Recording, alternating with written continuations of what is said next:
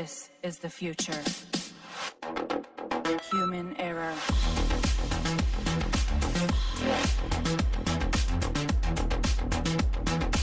Evolution.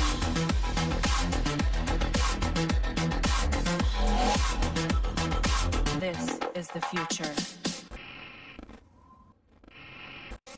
La désinformation n'a pas de frontières et c'est encore plus vrai en temps de pandémie. Si les pays font face au même virus, ils font aussi parfois face aux mêmes fausses nouvelles qui traversent océans et continents. Et dans certains cas, le Canada en est la source, comme ces rumeurs de documents gouvernementaux évoquant des camps d'internement, un troisième confinement et l'arrivée prochaine de la COVID-21. Oui, c'est toute une histoire, en fait, donc une histoire canadienne qui se retrouve à désinformer la planète entière. Donc, ça commence le 14 octobre. Il y a un courriel qui se met à circuler sur les réseaux sociaux. Il y a un article qui est publié à propos de ce courriel-là, provenant supposément d'un lanceur d'alerte au sein du gouvernement canadien qui dit, écoutez, il y a une feuille de route du gouvernement pour les prochains mois avec la COVID et c'est super inquiétant. Donc, on dit qu'il va y avoir des camps d'internement, que les gens vont devoir abandonner leur maison, qu'il y a une abolition de la propriété privée au Canada, qu'il va y avoir la COVID-21 l'année prochaine, etc. Bon, toutes des histoires qu'on a quand même entendues. Il y a beaucoup de gens qui ont pris ça au sérieux. On ne sait pas qui est derrière cette lettre-là. Ce qu'on peut savoir, c'est que c'est faux. Donc, cette personne-là dit qu'elle fait partie d'un comité du Parlement qui n'existe pas. Les listes des comités du Parlement sont publiques. Donc, on voit que ça n'existe pas. Il y a aussi, bon, on s'entend qu'une personne qui voudrait fuiter de l'information importante ne passerait pas par des comptes Facebook, passerait probablement justement par les médias en l'envoyant aux médias. Donc, ça a été démenti. Dévoilé en août 2020. D'une source anonyme, membre présumé du gouvernement, la feuille de route du gouvernement libéral canadien de Justin Trudeau, détaillée en 10 points.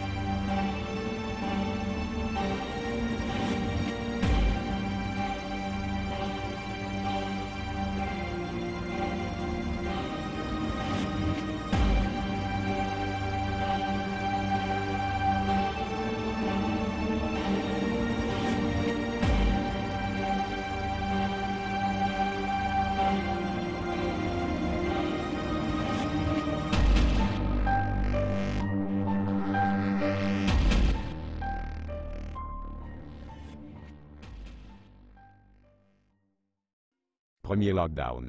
La personne infectée qui est de retour d'un voyage en Iran, il n'y a pas lieu de s'inquiéter. Et je vous assure que toutes les mesures nécessaires sont prises pour protéger la population. Aujourd'hui, j'ai pris la décision de fermer toutes les entreprises et tous les commerces, sauf pour les services essentiels, jusqu'au 13 avril. Inquiétude aujourd'hui exprimée par le premier ministre François Legault, la situation dans les résidences pour personnes âgées au Québec. Ce ne sont pas des dizaines, mais bien des centaines de milieux de vie qui doivent aujourd'hui composer avec la COVID-19. Plus de 500 au total. C'est ce qu'a dit aujourd'hui le premier ministre. Il y a des pays qui ne comptabilisent pas ce qui se passe en CHSLD ou dans leur réseau pour personnes âgées, publiques ou privées, parce qu'ils n'ont pas les systèmes. Puis s'ils comptabilisent, ils peuvent attribuer des fois la maladie à un autre facteur et non pas seulement au COVID-19. Vous comprenez que nous, par exemple, si on a un lien épidémiologique où dès que le COVID-19 peut être une cause, on le met comme étant la cause du décès, alors qu'ailleurs, ça ne se fait pas.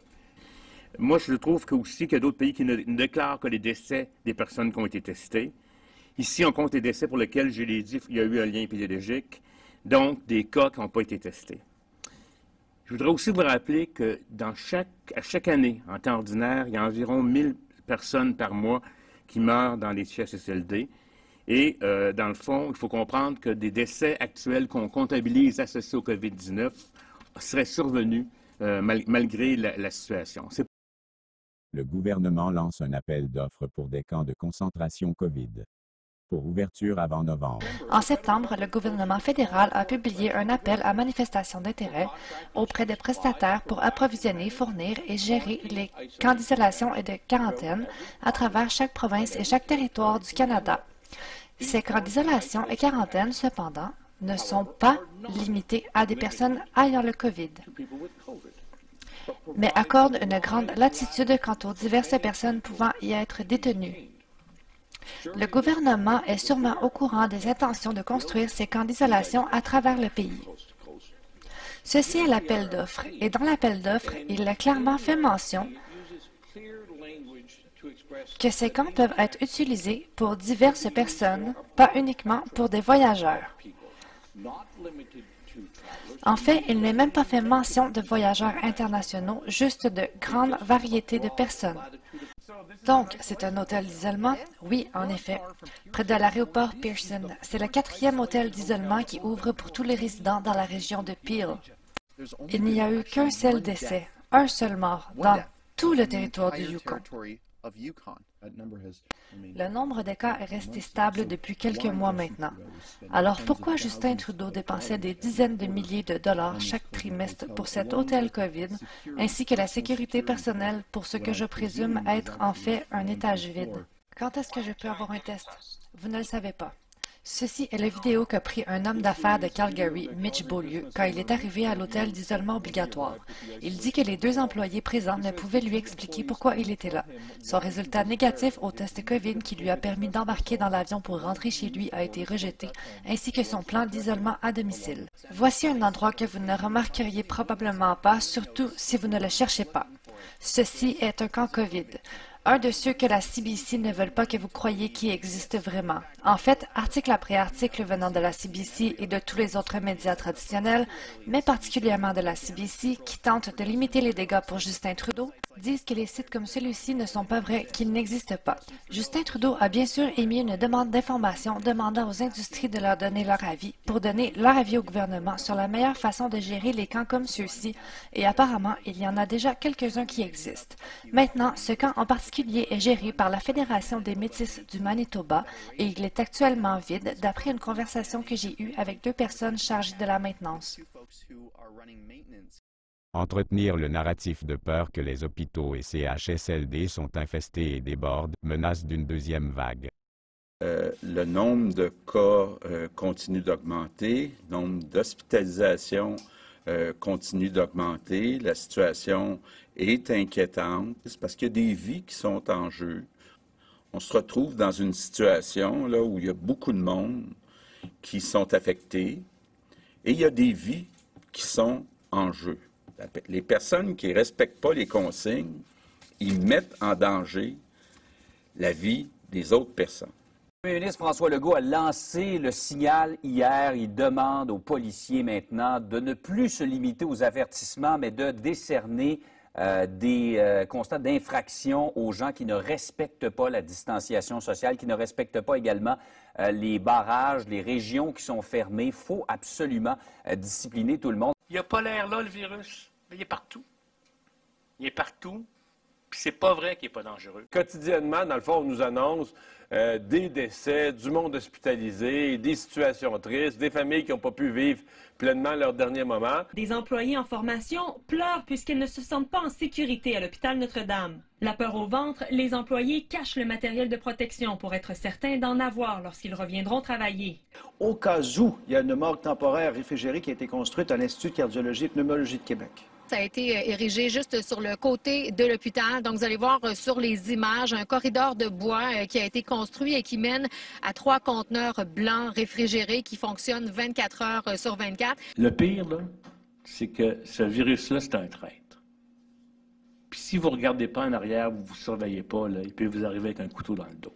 La situation est critique dans nos hôpitaux, mais ça va plus loin que ça, Marianne. Là, la sous-ministre adjointe à la Santé admet qu'il y a plusieurs scénarios sur la table, dont celui, au cours des prochaines semaines, peut-être de devoir faire des choix entre patients dans nos hôpitaux. Comment ça se passe à Notre-Dame en ce moment? Ça se passe pas bien. On est nombreux à avoir vraiment peur. On va travailler le boule au ventre. À l'hôpital Notre-Dame, l'inquiétude chez les employés monte. Leurs témoignages révèlent que les patients atteints de la COVID-19 circulent dans les corridors ou dans les ascenseurs. À Laval, le centre d'hébergement Sainte-Dorothée est aux prises avec une importante éclosion de COVID-19. Elisabeth, il y a maintenant une centaine de résidents qui combattent le coronavirus. Ça n'aura pris que 2 jours pour que des dizaines d'élèves du secondaire soient envoyés en isolement à la maison. La responsable, la COVID-19. C'est un virus qui est traître. Ça vous paraît pas d'en face. Peut-être que vous l'avez puis vous le savez pas. Depuis l'obligation du port du masque au Québec, les manifestations contre les mesures sanitaires se sont multipliées, entre autres à Montréal. De là à faire une manifestation où on n'a pas de masque, puis après ça, ces gens-là, ils vont où? Ils vont chez eux. Peut-être qu'ils ont des enfants qui vont à l'école. Après ça, peut-être que le soir, ils ont soupé avec leurs amis. Je trouve ça irresponsable, et ce n'est pas de ça dont on a besoin en ce moment. Parce qu'on n'est pas à notre dernière pandémie, hein, malheureusement. Et comme on disait, avec les changements climatiques, puis la mondialisation et les modifications, on va avoir encore d'autres pandémies.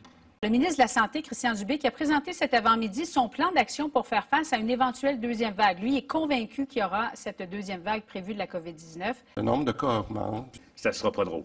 Cette deuxième vague, on pourrait la transformer en une plus petite vague que ce qu'on a connu antérieurement, mais si on ne fait pas les efforts, elle pourrait être encore plus grosse que la première. Une réduction des choses sociales, c'est peut-être ce qui va nous permettre de passer à travers et de ne pas aller vers un reconfinement total. Deuxième confinement complet, beaucoup plus strict que le premier. Zone rouge, état policier, contravention, perte de liberté, masque, distanciation sociale, couvre-feu. Là, aujourd'hui, on vous présente un nouveau plan qui est un peu, qu'on pourrait appeler une pause du temps des fêtes jusqu'au 11 janvier. Bon, l'autre chose qui est demandée par la santé publique, c'est les quelques zones qui sont jaunes vont passer au orange et les zones qui sont oranges vont passer au rouge. C'est pas de gaieté de cœur qu'on a mis en place ces mesures-là. Le gouvernement comprend la colère et l'incertitude des 12 000 commerçants dans les zones rouges qui ont dû fermer de nouveau leurs portes. Bon, finalement, les policiers pourront intervenir sur le champ, ipso facto, s'ils rencontrent des récalcitrants, des gens qui n'observent pas les directives de confinement en ce moment. De manifestants, au départ une douzaine, une vingtaine par la suite, qui sont partis de l'Agora dans le secteur du Vieux-Port.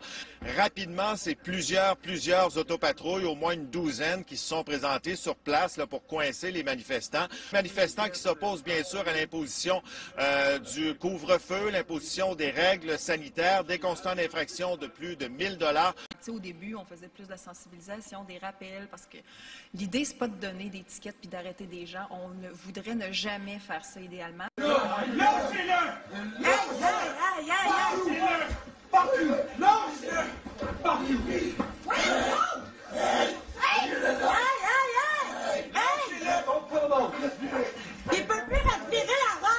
Les inspecteurs de la CNESST ont réalisé plus de 21 000 interventions dans des entreprises, et ce pour s'assurer du respect des normes sanitaires. Et parfois, lors de ces interventions, les inspecteurs vont au-delà des vérifications entourant la COVID.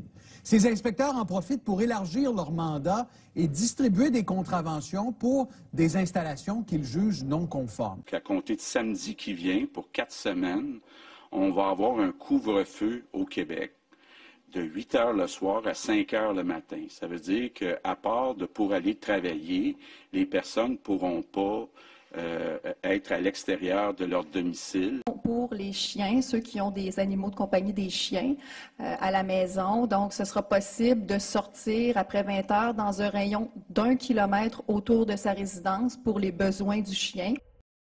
Parler d'une mutation du virus variant et d'explosion de cas, hôpitaux totalement débordés à cause des variants, pour finir en pandémie de COVID-21. L'évolution des variants inquiète aussi la santé publique fédérale. Raymond, à Ottawa aussi, on recommande des mesures plus strictes pour contenir la pandémie. L'entrée du variant, comme j'ai dit, serait catastrophique. Il y a quand même cet enjeu-là de plus. Quelqu'un qui arrive de l'étranger peut avoir contacté un variant d'un endroit ou d'un autre par un autre voyageur, une autre personne qui se trouvait à la même place qu'elle. Donc, c'est exponentiel, quelqu'un qui arrive de l'étranger. Le gouvernement accorde 11 millions de dollars pour un programme de surveillance des variants de COVID-19 sur le territoire. On va cibler aussi s'il y a des échecs au vaccin.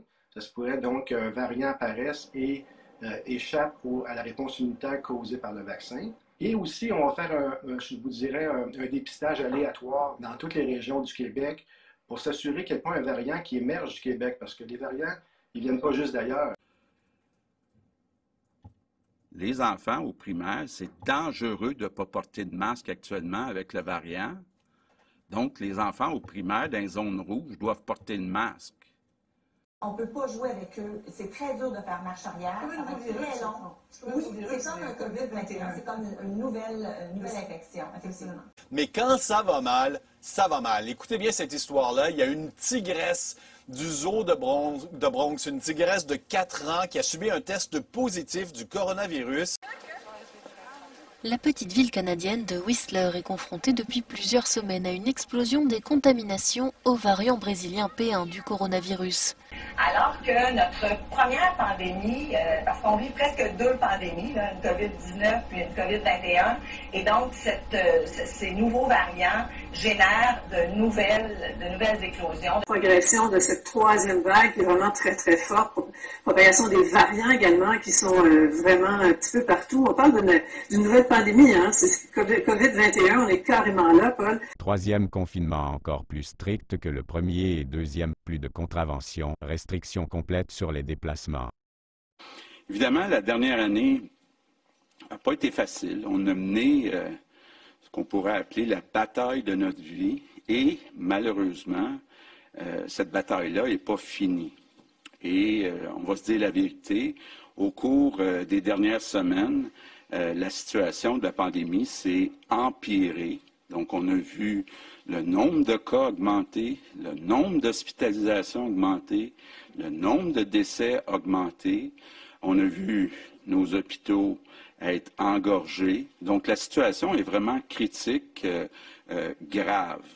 On ne s'en va pas en ce moment dans la bonne direction. Je sais que ce n'est pas ce que les gens veulent se faire dire, mais ce sont les gens qui décèdent chaque jour, malheureusement. Ce sont nos hôpitaux qui s'approchent dangereusement de leur capacité de soins de chaque jour.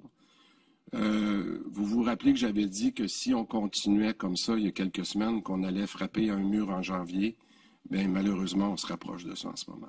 Oui, des mesures très sévères parce que la situation épidémiologique dans ces régions est hors de contrôle. D'heure en heure, la situation dans ces 2 régions-là se détériore. Et d'heure en heure, ça continue de se multiplier. Là. Il faut des mesures plus sévères. Lorsqu'il y a un cas, on ferme l'école. On va probablement fermer des régions, donc des mesures beaucoup plus sévères. Mais on est très inquiet. D'heure en heure, là, on est passé de la situation est sous contrôle, on n'est pas dans une 3e vague, à il y a un petit début de 3e vague. En début de semaine, c'était on est dans la 3e vague. Et aujourd'hui, on annonce des mesures beaucoup plus sévères. De continuer de dire ce qu'on a dit, de continuer d'exiger qu'on soit respecté. Mais aujourd'hui, je suis ici pour chercher votre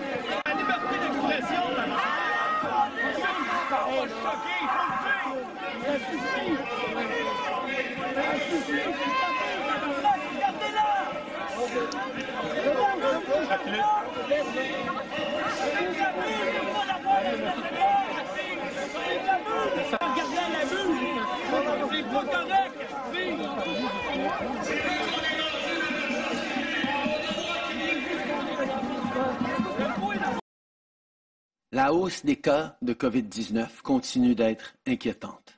Dans plusieurs endroits au pays, des mesures plus strictes sont nécessaires pour freiner la propagation du virus. Jamais les hôpitaux québécois sont au bord du point de rupture. Dans les dernières projections des experts, on indique pour la première fois que la capacité hospitalière risque d'être dépensée au cours des 3 prochaines semaines à Montréal. En gros, les mesures, c'est couvre-feu à 8 heures, fermeture des commerces non essentiels, puis fermeture des écoles, de toutes les écoles, pour une semaine de plus. Vous le savez, c'est vraiment pas notre premier choix, mais la situation est grave. C'était la dernière volonté de Justine Bouchard, voir toute sa grande famille avant de partir. Faveur qui lui a été accordée, mais à l'extérieur, dans le stationnement de la maison de soins palliatifs. Il y a quelques secondes, je suis là. Puis demander au monde là, de faire des efforts de même, là. Ça n'a pas de bon sens. Oui, je les aime, mes petits-enfants. Puis être obligé, en 2021, voir ces petits-enfants dehors. C'était le seul moyen pour voir tous ses proches. En ce moment, t'es en dehors de la porte. Hey! Wow, wow, wow, wow, wow, wow! Hey! Les chums, ils rentrent pas ici tant que t'as pas un mandat, man.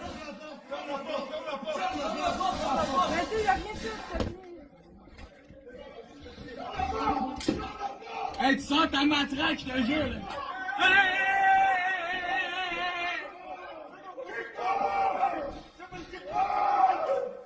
Hey, tu viens de le fesser avec ta matraque, t'es un malade, le gros.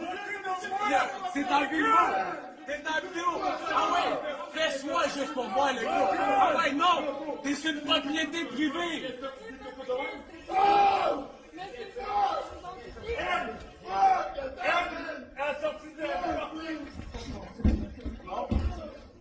Sur la primauté du lien familial biologique, la remise en question, c'est de dire il faut avoir une famille stable, aimante, bienveillante. Je pensais dans votre rapport préliminaire, Mme Laurent. Mais ça veut dire un méchant coup de barre, puis confronter des gens qui défendent une idéologie qui n'est peut-être pas adaptée pour les enfants, M. Carman. Oui, mais... Tout à fait.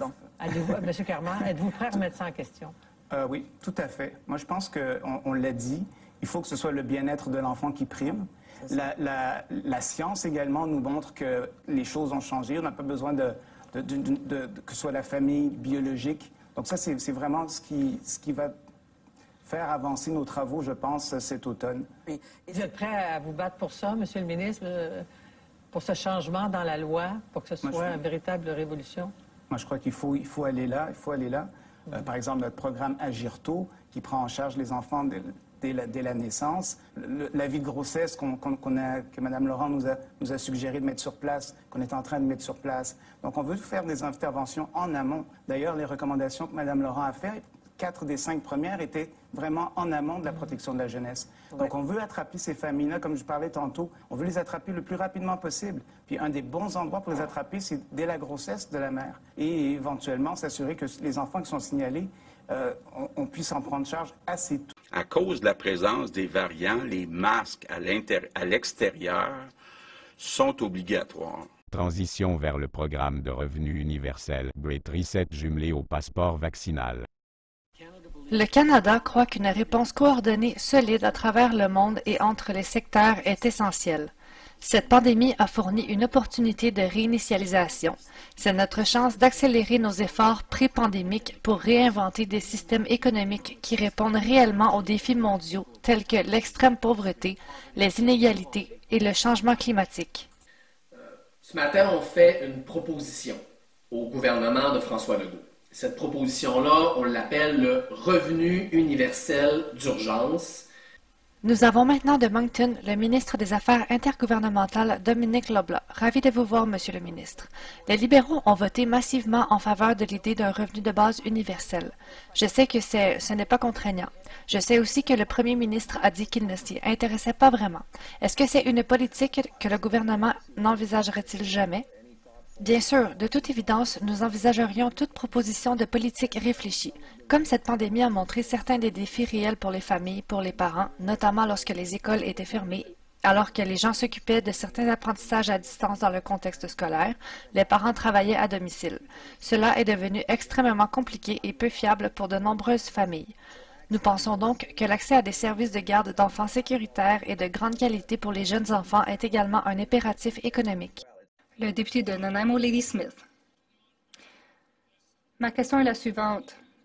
Le député est-il d'accord pour dire qu'on serait mieux d'avoir un revenu garanti? Comme ça, tous les Canadiens auraient au moins un certain niveau de revenu. Je vous invite à vous associer à l'Église et à de nombreux autres regroupements partout du pays pour demander au gouvernement de mettre en place un programme de revenu universel de base. Et surprise, Paul, lors du point de presse de Christian Dubé et du docteur Horacio Arruda aujourd'hui, il a été question du passeport vaccinal numérique. Vous allez voir des images là, de ce qui se passe en Israël où on a mis en place ce type de passeport, là, le passeport vaccinal, ce qui fait en sorte que si vous avez reçu 2 doses du vaccin de Pfizer, eh bien, vous avez accès à, par exemple, des gyms, vous avez accès aux librairies, vous avez même accès à des spectacles de musique. Donc, en quelque sorte, c'est une preuve que vous avez été vacciné et qui vous donne droit à certaines activités. Et on a dit du côté de Québec qu'on évaluait la possibilité d'avoir un passeport vaccinal ici au Québec. Ce que conclut le comité, c'est que du point de vue de l'éthique, le passeport immunitaire est justifiable en tant que mesure complémentaire et temporaire permettant un retour plus rapide à la vie normale en attendant l'atteinte de l'immunité collective, mais que ces bénéfices ne sont que légèrement plus importants que ces inconvénients. Découpage de la chaîne d'approvisionnement, pénurie d'inventaire, grande instabilité économique. Décidément, tout va de mal en pis côté stock pour les 2 géants Microsoft et Sony. Un nouveau rapport de Bloomberg annonce que les PS5 et Xbox Series seront en rupture de stock jusqu'à décembre 2021. Dans ce magasin de vélos de Sudbury, impossible de s'en procurer un rapidement depuis plusieurs semaines. Les quelques-uns qu'on y trouve sont déjà réservés. Est-ce que ces puces-là, le fait qu'on en manque actuellement, est directement lié à la pandémie, à la demande qui a augmenté, ou encore est-ce que ce sont les fabricants qui ont connu des ratés au cours des derniers mois? Ce que j'ai pu comprendre, c'est qu'il y a plusieurs facteurs. La pandémie a joué sur la demande de produits électroniques. Les gens travaillant davantage de la maison et puis ayant besoin de se connecter davantage. Il y a aussi le mauvais temps au Texas qui a créé, on a vu par exemple dans les nouvelles, des pannes de courant importantes qui ont nui aux différentes usines de production dans ce secteur du monde-là. Aussi, si j'ai bien compris, il y aurait eu une baisse de la demande initiale des fabricants automobiles quand ils ont vu la pandémie arriver, se disant que les consommateurs allaient réduire leur consommation. Et puis, il y a aussi un autre facteur que j'ai pu comprendre, c'est l'arrivée de la 5G. Plusieurs fabricants d'équipements électroniques ont acheté d'avance des puces électroniques de façon à être certains de ne pas en manquer. Fait que tout ça ensemble semble avoir créé une tempête parfaite pour amener la pénurie de puces qu'on voit présentement. Et l'effet domino est incroyable. On le voit, Sony pas capable de mettre en marché ses PlayStation, Samsung repousse la venue de son nouveau téléphone portable, on manque de puces électroniques pour les voitures, on risque de manquer des modèles. Bref, on va continuer de suivre l'évolution de la situation parce que ça touche tout le monde, tous les secteurs industriels. La demande pour le bois de construction et le bois traité a explosé au cours des derniers mois. Les prix n'arrêtent pas de gonfler jour après jour et ça vous concerne. Pourquoi? Parce que le bois, c'est une matière première. Donc, quand vous rénovez, vous construisez une maison, un cabanon, ça coûte plus cher. Et quand on bâtit un resto, un magasin, ça coûte plus cher. Et vous savez qui, au bout de la ligne, paye la facture. Déploiement de personnel militaire dans les grandes métropoles et sur les principales routes, établir des checkpoints, contrôler les déplacements, support logistique. Dans une lettre envoyée aux militaires, le chef d'état-major, le général Vance, précise que la préoccupation première de l'armée est maintenant de prévenir la propagation de la COVID-19. On peut lire « Le moment venu, nous mobiliserons les forces, procéderons à la reconnaissance et lancerons le déploiement. Ces forces seront organisées, capables de se déployer par la mer, la route ou le ciel. Nos tâches viseront à aider les gouvernements à éradiquer la maladie, à aider les populations vulnérables et à fournir un soutien logistique. » Reset économique mondial financé par le FMI, annulation de toutes les dettes personnelles. En échange, l'individu renonce à la propriété de tous ses biens et actifs pour toujours, participer au programme de vaccination pour bénéficier d'un passeport vaccinal. Finalement, ceux qui refusent le reset et le programme devront vivre sous les restrictions de confinement. Ensuite, ils seront classés risque pour la santé publique et finalement transférés dans des camps d'isolement permanent.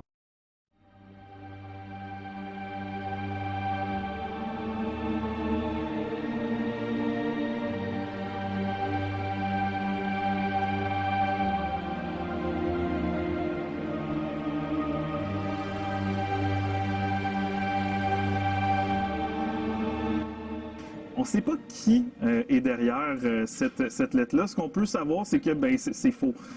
On s'entend qu'une personne qui voudrait fuiter de l'information importante ne passerait pas par des comptes Facebook, passerait probablement justement par les médias en l'envoyant aux médias. Donc, ça a été démenti, cette histoire-là. You are fake news.